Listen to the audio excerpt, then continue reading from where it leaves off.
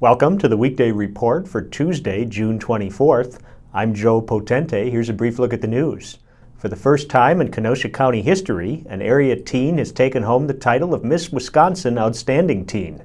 Elise O'Connell of Trever won the competition Saturday night at Oshkosh West High School. The 17-year-old plans to raise awareness for bullying through the organization she created called Peers for Peace Stop Bullying.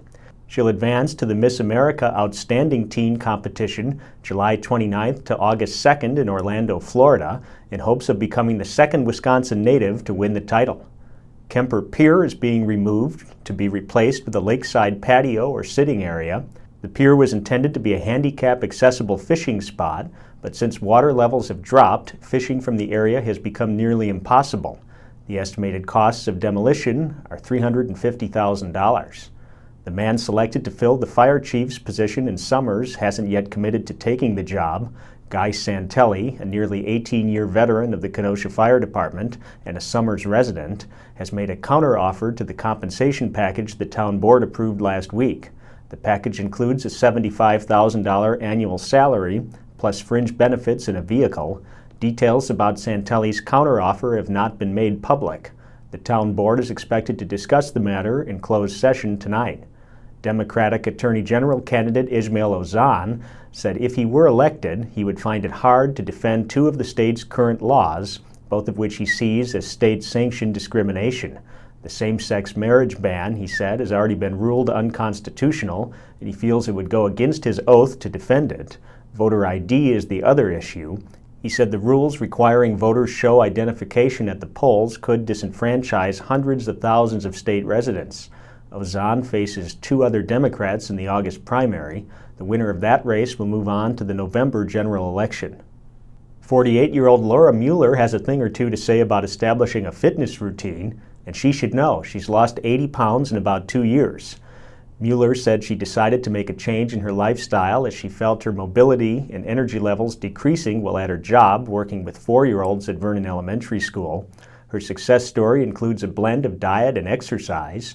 Read all about it in the latest Focus on Fitness feature on the health page of today's Kenosha News and at kenoshanews.com.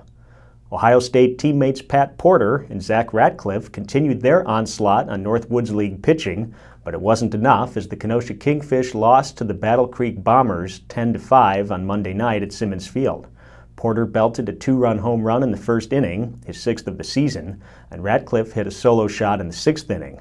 The Kingfish wrapped up their homestand with a 2-3 record. Kenosha returns home on Saturday with a special appearance by former Chicago White Sox player and manager Ozzie Guillen. What's trending today? A rash of residential burglaries is alarming residents in the Mission Hills and Tuckaway Trails subdivisions in Pleasant Prairie. Do you feel like your home is safe? Tell us on our Facebook page. Up next is Diane Giles with this week's History Mystery. Many baby boomers remember the man who ran the concession stand at the Kenosha Post Office in the 1960s and early 70s. Louis Strangberg was his name, and he lost his eyesight when he was 37 years old. Louis knew by feeling the coins exactly how much money a person had given him. It was the days of nickel packs of gum and 45-cent packs of cigarettes.